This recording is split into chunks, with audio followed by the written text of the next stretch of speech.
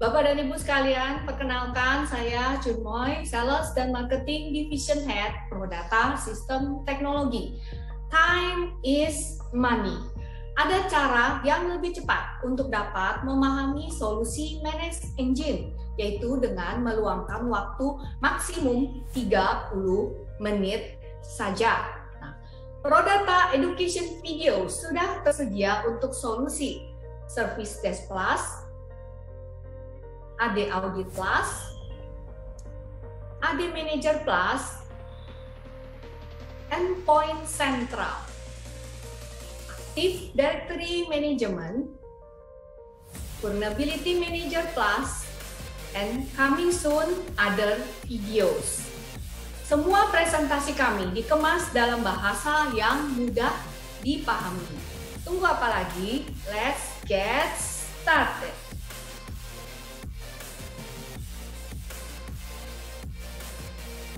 Kalau untuk demo ke customer itu bisa menuju demo.petmanagerplus.com. Di sini sudah disediakan oleh Managed Engine untuk dapat melakukan demo ke customer. Jadi Bapak Pak Dedi bisa langsung tunjukkan look and feel dari Pet Manager Plus. Tentunya data-data yang ada di sini adalah data-data dummy ya. Mungkin ada beberapa fitur yang tidak bisa kita lakukan, misalkan deployment patch ke endpoint yang ada di sini tidak bisa kita lakukan, tetapi kita bisa melihat bagaimana Pet Manager Plus bekerja. Oke, jadi ini adalah tampilan dari Pet Manager Plus server. Mulai dari home-nya, dashboard-nya, kita akan dilihatkan bagaimana environment kita, berapa banyak yang highly vulnerable, berapa banyak yang sudah baik, sudah di-update patch-nya. Kemudian kita akan bisa melihat patches-patches yang hilang berdasarkan severity dan lain-lain. Dan juga kita bisa melihat di sini ada threat feeds. Kita akan bisa melihat beberapa berita yang berhubungan dengan security IT ya, oke? Kita bisa lihat di sini. Kemudian mungkin tentunya sebelum kita bisa melakukan manajemen, kita harus melakukan instalasi agent dari Pet Manager Plus server ini ke masing-masing endpoint. Ada beberapa metode kita bisa melakukan instalasi ini, baik yang secara langsung kita bisa menggunakan domain, kita tinggal specify, atau mungkin saya perlihatkan yang punya saya ya. Ini saya install locally, saya punya cuman mungkin bukan Pet Manager Plus, jadi saya punya endpoint central, di mana di dalam endpoint central ini ada modul Pet Management. Mungkin saya akan fokus di dalam modul Pet Management ini. Oke, jadi kalau kita lihat di sini, sebelum kita dapat melakukan manage terhadap endpoint-endpoint kita harus melakukan instalasi terhadap agent dari endpoint, Pet Manager Plus server ke masing-masing agent. Kita bisa melakukannya menggunakan domain. Kita specify domain kita apa, kemudian domain name-nya apa, siapa domain controllernya. Oke, kemudian sama juga dan juga ininya ya apa, domain admin dan juga passwordnya. Kemudian setelah dispecify, kita bisa melakukan add computers. Dia akan mendeteksi endpoint mana saja yang ada di dalam domain tersebut, dan kita bisa melakukan instalasi. Kita bisa pilih next, pilih endpoint-nya, kemudian kita next, kemudian kita lakukan instalasi, install agent. Oke. Itu jadi nanti akan menginstal agentnya ke endpoint VM domain controller ini. Kita tentunya akan membutuhkan beberapa saat, jadi nanti kita bisa melihat apakah dia sudah berhasil atau enggak. Di sini nantinya ada remark, kalau dia gagalnya apa, nanti biasanya disertakan suatu reason gagalnya apa, dan juga suatu URL yang menuju ke Managed Engine website, bagaimana cara fixing terhadap error tersebut. Jadi sudah diketahui diberikan solusinya seperti apa. Oke, biasanya sih kalau ada error untuk dalam instalasi agent ini tadi ya seperti yang saya sebutkan, biasanya ada error network path not found. Itu biasanya ada beberapa port yang tidak dibuka, ataupun kita juga membutuhkan bahwa endpoint-endpoint kita di enable file sharingnya. file sharing protokolnya itu mesti di-enable. Gitu. Kita lihat di sini agent completed in one computer. Kita lihat di sini VMDC sudah terinstall. Kita bisa lihat bahwa statusnya green. Apabila dia tidak bisa koneksi, biasanya statusnya merah nanti. Ini butuh beberapa saat ya.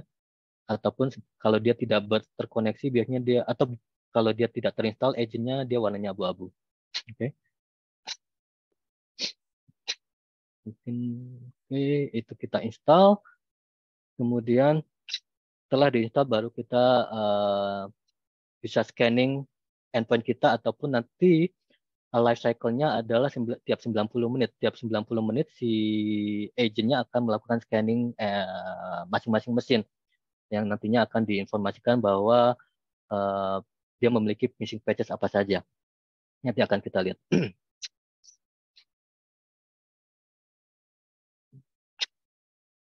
Oke. Oke, kita lihat di sini saya punya Ubuntu dan juga Windows. Kita bisa lihat di sini kita bisa melakukan patch scanning ataupun asset scanning. Sebentar, kalau saya cek di Patch Manager Plus,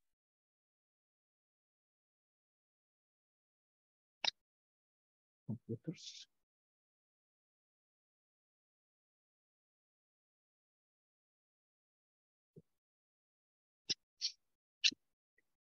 Oke, kita bisa melakukan patch scan untuk melakukan scanning secara manual, ataupun nanti tiap 90 menit dia akan melakukan scanning. Sehingga kita bisa melihat patch detailnya seperti apa.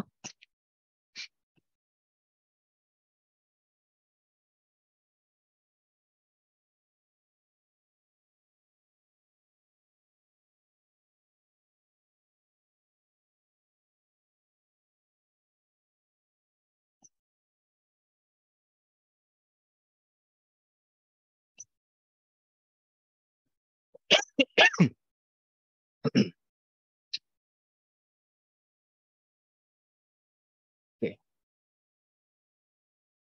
Jadi setelah di-scan kita bisa melihat patch-nya apa saja yang missing, apa saja yang terinstall, dan lain-lain kosong.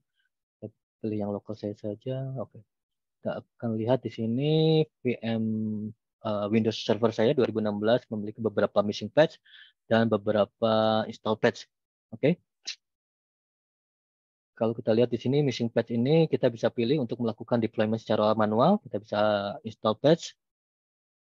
Nanti akan saya tunjukkan lebih detail lagi, ataupun kita bisa melihat tidak hanya patches saja, kita bisa melihat software apa saja yang terinstall di dalam mesin kita. Oke. Software apa saja. Kemudian kita lihat di sini dari software tersebut ternyata ada patches yang perlu kita install. Kita bisa klik, nanti kita bisa install patch kita. Ataupun kalau di summary kita bisa melihat detail dari endpoint kita.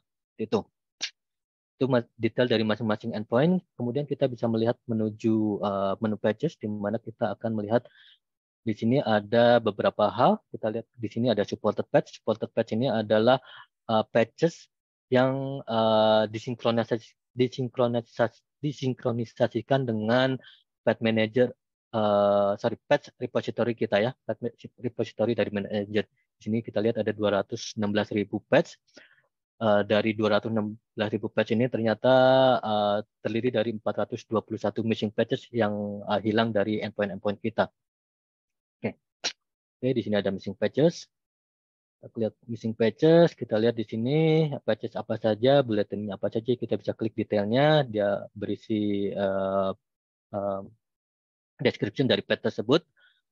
Kita lihat mesin mana saja yang hilang. Oke, kita bisa klik dan lain-lain. Oke. Atau kita juga bisa membuat filter apabila dibutuhkan, kita ingin melihat filter berdasarkan operating system, berdasarkan severity saja, dan lain-lain. Oke.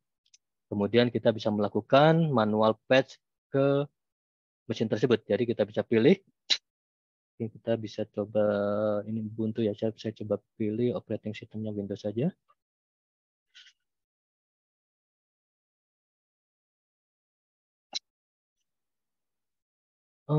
Wah, sekitar 1,5 GB ya. Jangan deh.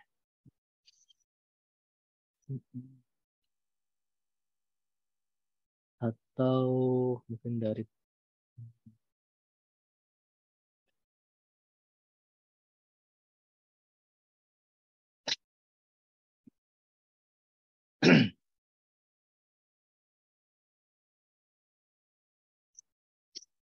Lama sekali ya.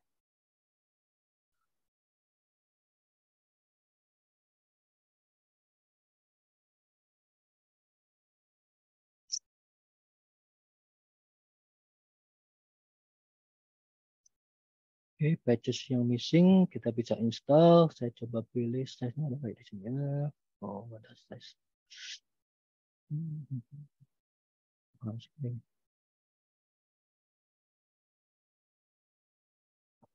Berdasarkan platform. Ya, platform Windows.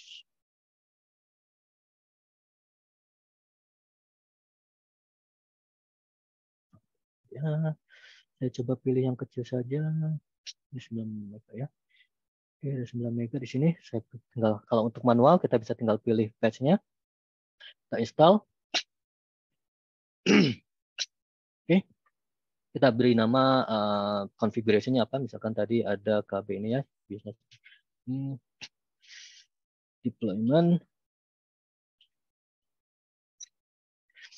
Kita tinggal pilih ini patch yang tadi kita pilih atau kita bisa menambahkan patch mana lagi yang akan kita deploy ya, oke?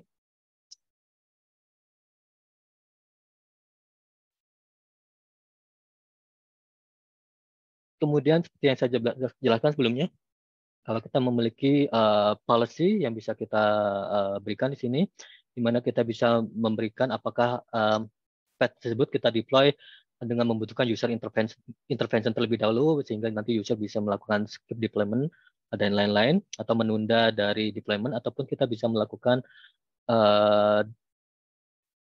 deployment secara silent. Kita bisa melihat kita di sini diberikan beberapa policy built-in, atau nanti juga kita bisa membuat policy custom. Kita bisa menjadwalkan kapan akan dilakukan deployment tersebut, dari misalkan dari jam 9 malam sampai jam 5 pagi, ataupun policy-policy lainnya yang dibutuhkan. Oke. Kita bisa memberikan deployment schedule-nya kapan, ataupun ada aktivitas yang harus dilakukan sebelum dilakukan deployment. Apakah kita harus melakukan reboot terlebih dahulu, ataupun menyalakan wake online, atau apabila kita memiliki custom script, kita bisa deploy atau eksekusi script tersebut sebelum dilakukan deployment. Oke. Apakah memerlukan user notification, dan juga kita bisa memberikan suatu post deployment activities. Seperti itu kita save dan continue apabila kita membutuhkan suatu custom policy, atau kita bisa menggunakan policy yang sudah disediakan di sini. Oke. Kemudian kita pilih targetnya. Targetnya kita bisa pilih by domain ataupun by remote office. Kemudian kita bisa melakukan spesifik per komputernya. Kan tadi My Ubuntu ya ada ya, atau VMDC, kita bisa pilih komputer mana saja secara spesifik. Oke. Kemudian kita tinggal deploy, atau juga kita bisa specify berapa kali retry deployment akan dilakukan. Misalkan sekali deployment pertama gagal, dan kita bisa spesifikasikan berapa kali lagi kita bisa mencoba untuk mendeploy patch tersebut. Oke. Kemudian kita bisa deploy. Di sini ada dua, ada deploy dan deploy immediately.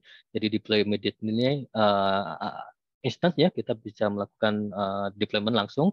Jadi dia akan langsung mendownload dan juga akan langsung menginstal ke target tersebut, ataupun klik deploy apabila kita akan melakukan deployment sesuai dengan schedule dari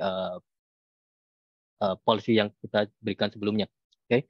Biasanya akan dilakukan tiap 90 menit, nanti si agent akan mengecek kapan akan dilakukan deployment. Seperti itu. Kemudian kita bisa lakukan deployment. Nanti akan diperlihatkan statusnya seperti apa. Apakah di sini kita lihat bahwa download in progress. Nanti kalau downloadnya sudah selesai, nanti akan mencoba untuk menginstalasi, dan terakhir akan hijau apabila nanti sudah tereksekusi secara sukses. Oke. Kalau ini summary-nya ini, kita lihat di sini ready to execute, artinya sudah di-download dan siap untuk di-deploy. Kemudian kita bisa melihat detailsnya, patch mana saja yang akan di-deploy, kemudian execution statusnya seperti apa. Oke. Oke, nanti kalau ada error juga akan diberikan informasi di sini errornya kenapa dia gagal instalasi seperti itu. Oke, ini adalah metode untuk manual deployment. Kemudian kita ada automated patch deployment.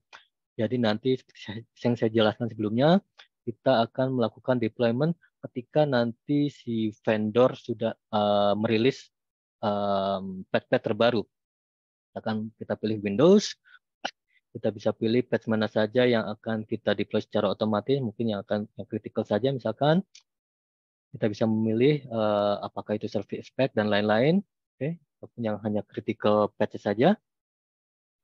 Ini Microsoft Update ya, kemudian third party update apakah perlu di-update juga. Jadi nanti kalau kita lihat di sini Microsoft Update, ketika nanti ada patches dengan critical yang baru saja dirilis oleh Microsoft, nanti akan otomatis diinstal ke endpoint kita. Dengan catatan di sini ada deploy patches after. Jadi 0 ini artinya ketika si vendor merilis, kemudian bot kita mengetahui bahwa ada Microsoft Update, ini akan langsung di-download secara langsung pada waktu yang sama dan akan di-deploy. Atau kita bisa menunggu biasanya sih kita perlu menunggu terlebih dahulu beberapa hari sebelum kita akan melakukan deployment patch tersebut untuk mengetahui apakah patch yang dirilis oleh si Microsoft itu baik atau enggak. Biasanya kita akan melihat secara global di internet bahwa ada patch yang mungkin jelek dari Microsoft, mungkin kita bisa tunda untuk mendeploynya. Jadi kita bisa pilih di sini kapan kita akan mendeploy patch tersebut beberapa hari setelah rilis dari Microsoft. Seperti itu. Kemudian kita next. Misalkan saya ingin setelah dirilis 1 bulan, sehingga saya mengetahui info-info di global seperti apa. Kita next, kita pilih deployment policy-nya seperti apa. Saya ingin download immediately ini saja tanpa ada intervensi dari user. Kemudian kita pilih targetnya yang akan kita deploy dan apakah perlu notifikasi juga akan bisa kita berikan di sini dan kita save. Jadi setelah kita save nantinya akan langsung mendownload patch dan juga mendeploynya ketika nanti Microsoft merilis suatu patch terbaru. Itu. Jadi ada 2 metode ya, ada manual patch dan juga automated patch deployment.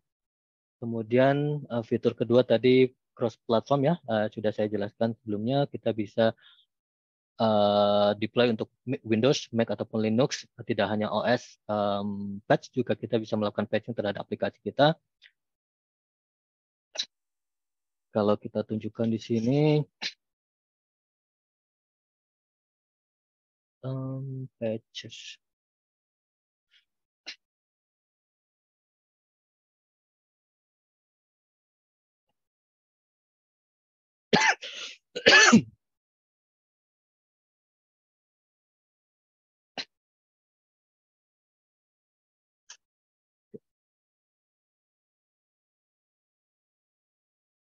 Misalkan saja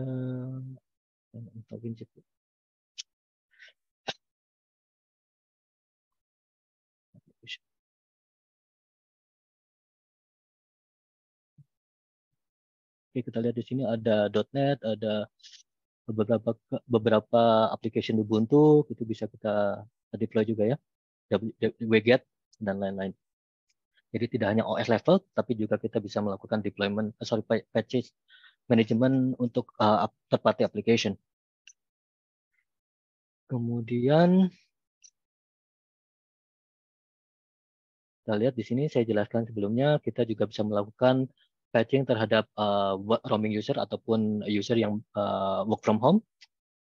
Atau juga kita bisa melakukan patching terhadap closed network. Misalkan ada klien yang tidak ingin si Patch Manager Plus servernya dibukakan akses ke internet, itu kita juga bisa melakukan mendukung skenario tersebut. Tetapi tentunya akan membutuhkan effort lebih banyak lagi karena dengan memutus akses ke internet, nantinya Patch Manager Plus Server tidak dapat melakukan sinkronisasi dengan patch repository kita. Jadi nanti kita diharuskan untuk mendownload patch katalog dari patch repository kita, kemudian kita upload ke Patch Manager Plus Server secara manual, sehingga nantinya si Patch Manager Plus dapat melakukan scanning terhadap endpoint-endpointnya. Gitu. Oke, tadi saya sudah jelaskan flexible deployment policies. Kita bisa melakukan scheduling ataupun Windows-nya kapan akan dilakukan deployment-nya dan juga apakah kita membutuhkan intervensi dari user dan lain-lain. Oke. Test and approve. Oke. Jadi kita bisa melakukan testing terlebih dahulu ke beberapa endpoint. Biasanya kita kelompokkan terlebih dahulu endpoint-endpoint tersebut dalam suatu test group. Kemudian di dalam test group tersebut kita akan coba melakukan testing terhadap patches yang akan kita deploy ke endpoint-endpoint yang ada di environment kita. Oke?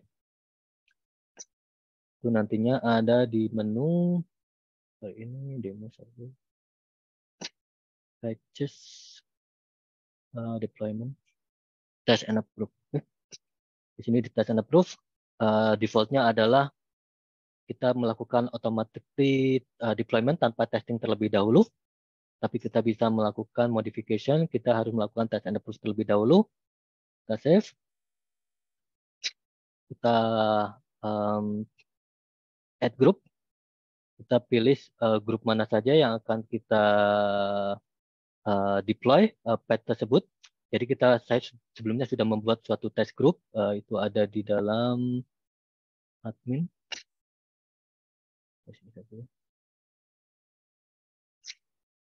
Jadi kita bisa mengelompokkan endpoint kita menjadi suatu grup. Jadi ada dua metode untuk membuat suatu grup. Kita bisa membuat metode statik.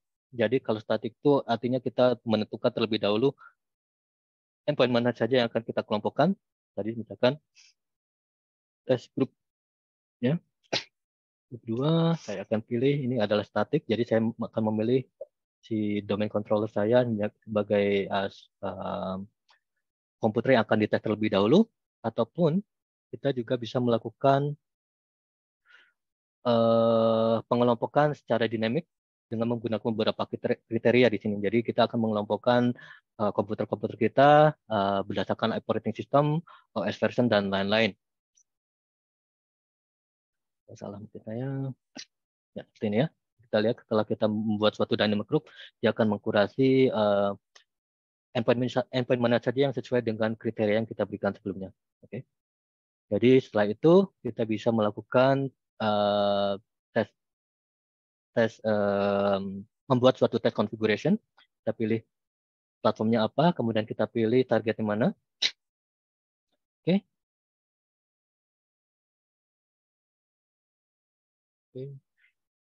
Kemudian kita pilih patches mana saja yang akan kita testing.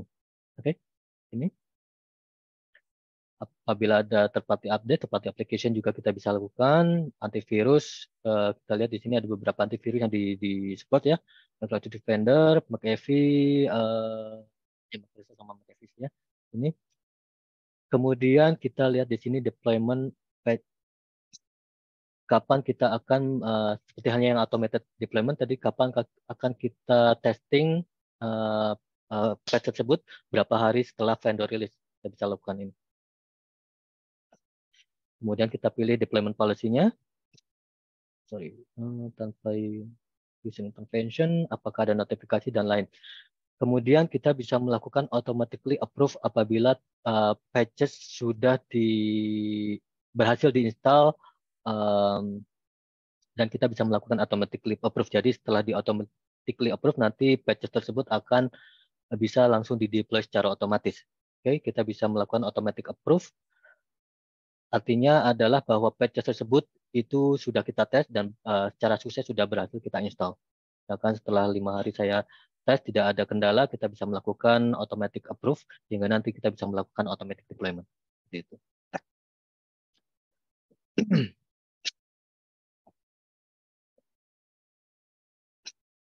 Oke, itu adalah test and approve. Tujuannya adalah tentunya untuk menghindari patch-patch yang jelek.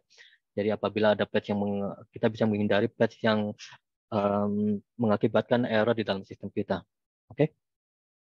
Kemudian ada decline patch, kita bisa memilih patch mana saja apabila kita temukan bahwa atau kita bisa melihat di secara global atau di internet ada patches yang ternyata menyebabkan error di dalam sistem kita bisa mendecline patch tersebut untuk tidak dilakukan deployment ataupun ketika di-scan juga nanti patch yang kita define sebagai decline ini tidak akan dianggap sebagai suatu missing patches. Nanti kita bisa lakukan di dalam patches, decline patches. Ya. Kita bisa memilih atau menspesify patches mana saja yang dianggap sebagai yang akan kita anggap sebagai decline patches. Oke. Sini. Kita bisa tinggal pilih saja.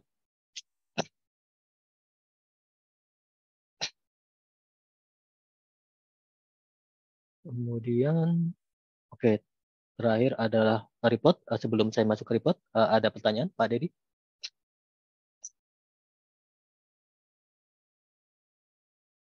Oke, reporting. Tentunya setelah kita deploy, tentunya kita juga membutuhkan suatu reporting ya. Mungkin saya coba reporting yang di demo saja. Reporting.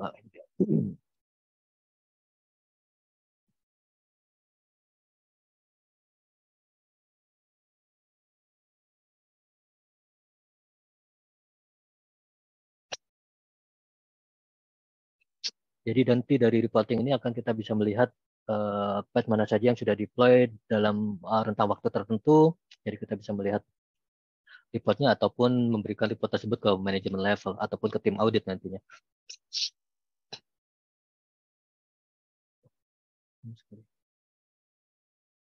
Patch management report. Oke, kita bisa lihat di sini ada beberapa predefined report. Applicable patches, quoted patches, ataupun the execution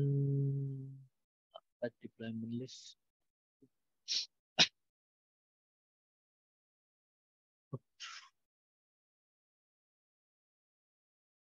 Oke,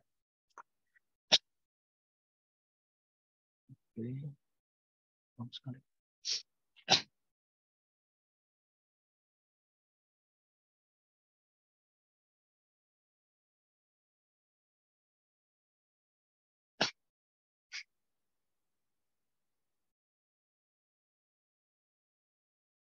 Executed reporting.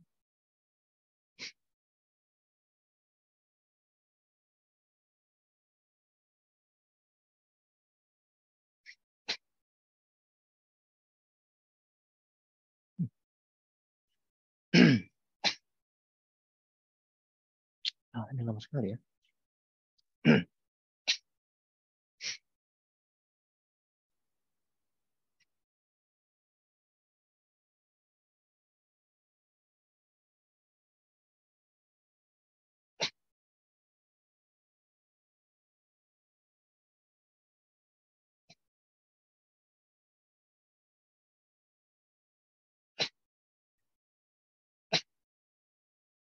Oke, kita bisa melihat di sini ada report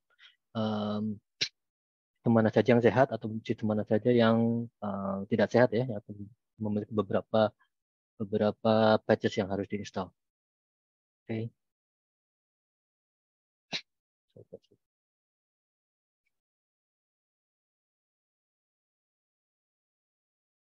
Oh, ini sukses.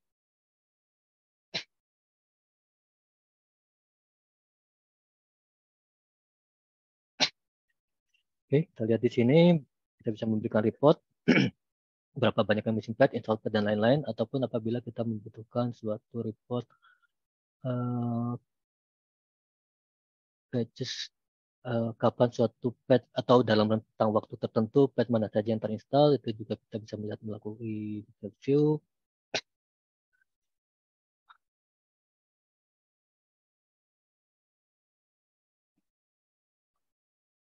Patch status, equal to install, ataupun patch deployment. Yang status equal to stop.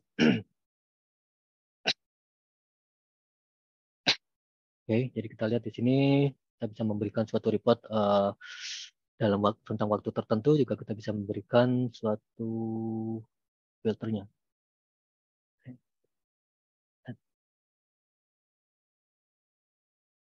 Date, real estate, depleted,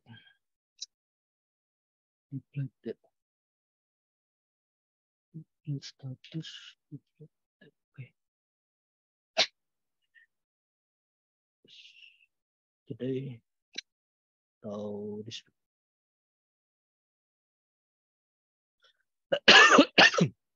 Oke, seperti itu.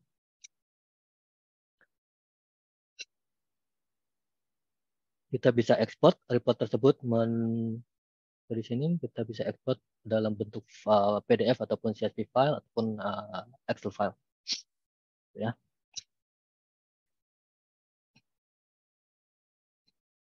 Oke, sepertinya kalau yang bisa saya jelaskan ya.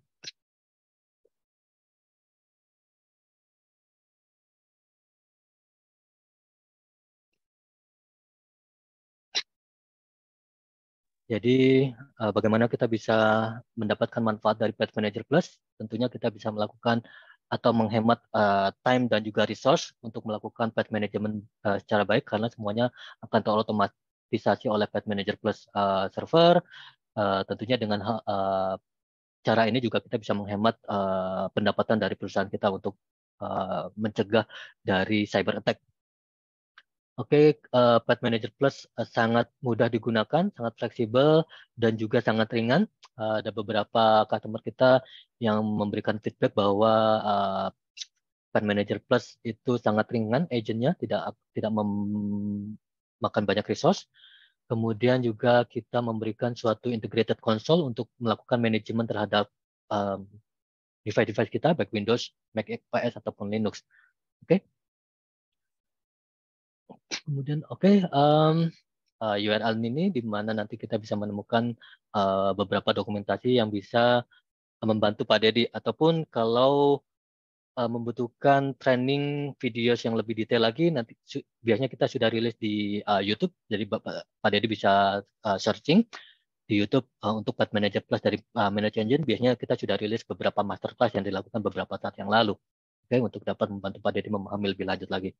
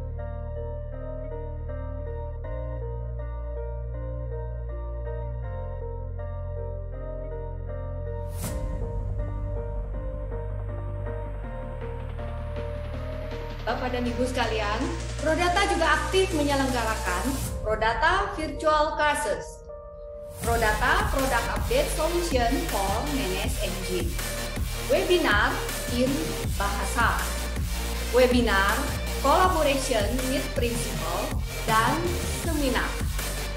Kesemuanya ini pastinya akan membawa banyak sekali manfaat, khususnya untuk Bapak dan Ibu sekalian yang sudah IT minded. Bapak dan Ibu dapat memfollow Prodata LinkedIn, Prodata YouTube, Prodata Instagram, agar jangan sampai ketinggalan latest update news dari kami. Sampai jumpa pada video Prodata berikutnya. Jangan lupa klik subscribe untuk video edukasi berikutnya.